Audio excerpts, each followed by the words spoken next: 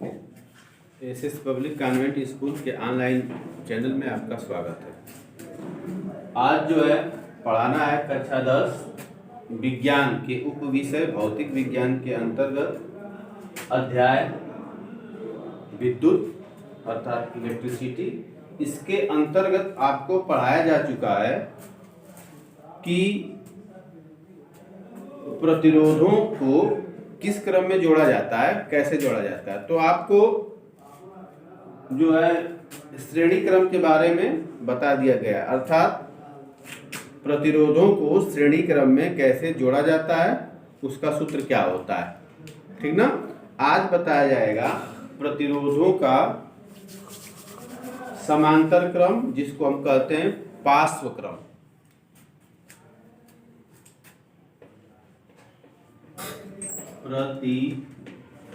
प्रतिरोधों का समांतर क्रम या पार्श्व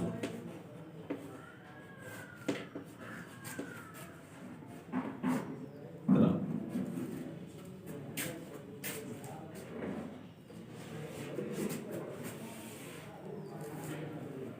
पार्श्व क्रम का मतलब क्या होता है, पहले ये समझ लीजिए।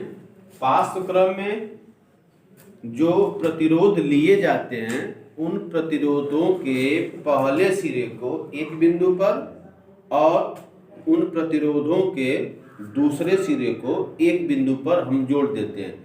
इसमें क्या होता है कि जब हम सेल या बैटरी के द्वारा धारा देते हैं तो जिन बिंदुओं पर हम उनके सिरों को जोड़े होते हैं वहां पर धारा का मान बढ़ जाता है, परंतु उन सिरों पर सबके यानी प्रतिरोध पहला हो, दूसरा हो, तीसरा हो या कितना भी हो, उन दोनों सिरों पर विभवांतर का बंटवारा नहीं होता है। अर्थात विभवांतर दोनों सभी सिरों पर विभवांतर जो है समान होता है, बस सिरों पर धारा का मान बदल जाता है, ठीक ना।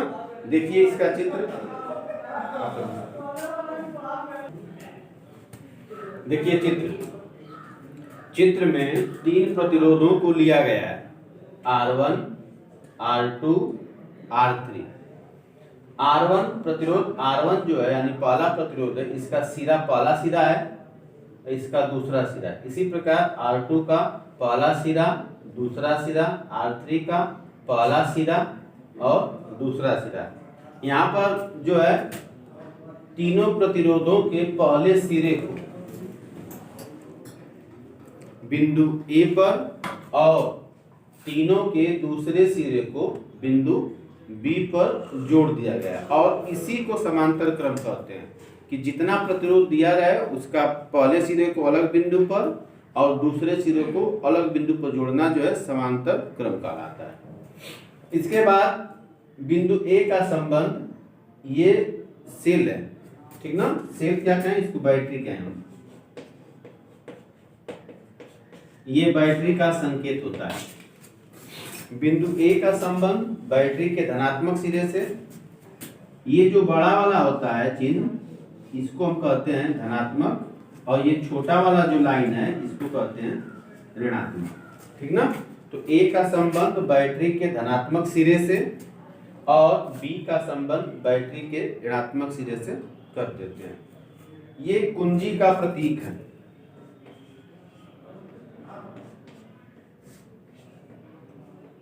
ठीक ना।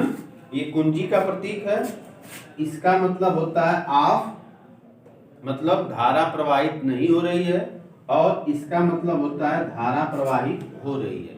तो कुंजी दबाते ही मतलब ऑन कर, स्विच को ऑन करते ही पूरे परिपथ में धारा प्रवाहित होने लगती है। धारा जो है बैटरी के धनात्मक सिरे से निकलती है और निकलकर ऐसे डायरेक्शन में होते हुए बिंदु A पे पहुंचती है। बिंदु A पर तीन मार्ग हो जाते हैं, एक R1 की ओर, R2 की ओर और R3 की ओर। तो R1 की ओर I1 धारा, R2 की ओर I2 धारा और R3 की ओर I3 धारा पहुंचती है। तथा ये धारा पुनः होते हुए सभी धाराएं बिंदु बी पर मिलती हैं और पुनः आई बनकर ये बैटरी के ऋणात्मक सिरे में चली जाती है, जिससे सर्किट अर्थात परिपथ पूर्ण हो जाता है। ठीक ना। अब हम आते हैं ओम के नियम से। ओम का नियम क्या होता है इसमें देखिए, ओम का नियम V बराबर ये R बराबर V बाई आई होता है। तो हम यहां पर देख रहे हैं प्रतिरोध R1 है और धारा I1 है। तो यहाँ पे प्रतिरोध की जगह पर हम R1 कर देंगे और धारा की जगह पर I1 कर देंगे। तो यहां से हम निकाल सकते हैं I1 बराबर V बटा R1, अर्थात तिर्यक गुणा करके I की जगह पर R1, I की जगह पर R और R की जगह पर I रखकर मान निकाल सकते हैं। इसी प्रकार हम R2 के लिए निकाल सकते हैं धारा का मान I2 बराबर V बाई R1, I3 बराबर V बटा R3। ठीक ना।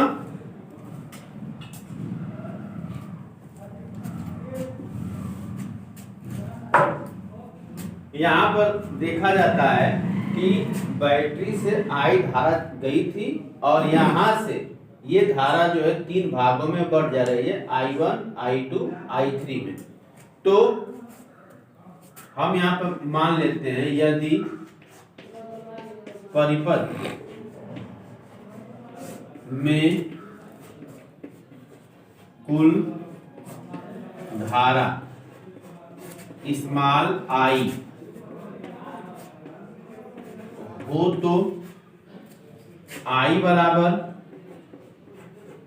I1 plus I2 plus I3। अब हम ओम के नियम द्वारा निकाले गए मान में जो I1, I2, I3 का मान जो है इसमें रख देते हैं। तो I1 की जगह पर V बटा R1 लिखेंगे, I2 की जगह पर V बटा R2 लिखेंगे, I3 की जगह पर हम V बटा R3 लिखते हैं। यहाँ पे हम देखते हैं कि सबके अंश में V अर्थात V कॉमन है। तो V कॉमन लेके यहाँ पे लिख सकते हैं 1 बटा R1 प्लस 1 बटा R2 प्लस 1 बटा R3। ठीक ना। अब जो है V को हम तिर्यक गुणा कर देते हैं, या उस प्रक्रिया को कहते हैं दोनों पक्षों में V से भाग देने पर, या आप लिखना चाहते हो लिख लीजिए, नहीं तो यहाँ से V का मान तिर्यक आप यहाँ पे गुणा कर दीजिए। दोनों प्रक्रियाएं आप अपना सकते हैं। इसका वो इधर, यानी I बटा V बराबर 1 बटा R1 प्लस 1 बटा R2 प्लस 1 बटा R3।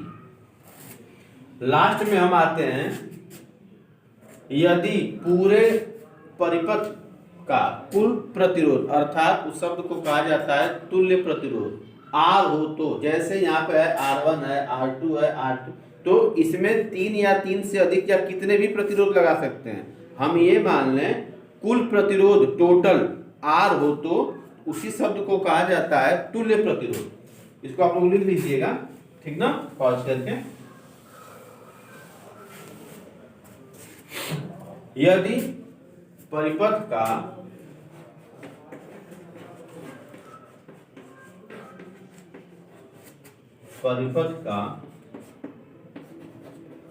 कुल, इसी शब्द को कहा जाता है तुल्य प्रतिरोध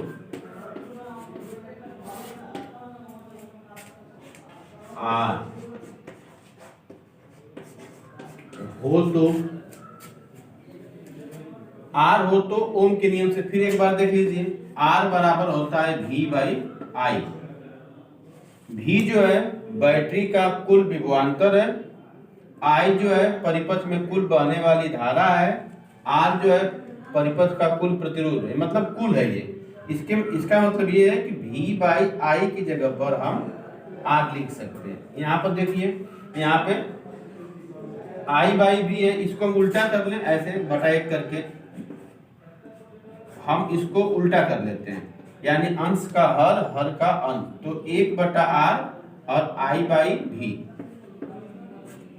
अब यहाँ पर देखिए I बाई V की जगह पर हम लिख सकते हैं 1/r, I बाई V की जगह पर हम लिख सकते हैं 1/r। इसी पोर्शन को, ये रफ वर्क समझिए, इसी को हम यहाँ पे लिख सकते हैं, I बाई V की जगह पर लिख सकते हैं 1/r बराबर 1/r1 plus 1/r2 plus 1/r3, ठीक ना।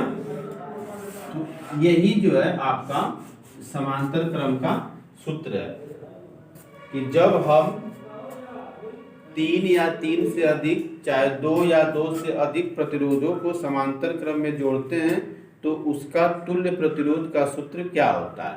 तो कितना होता है, 1/r बराबर 1/r1 plus 1/r2 plus 1/r3, ठीक ना।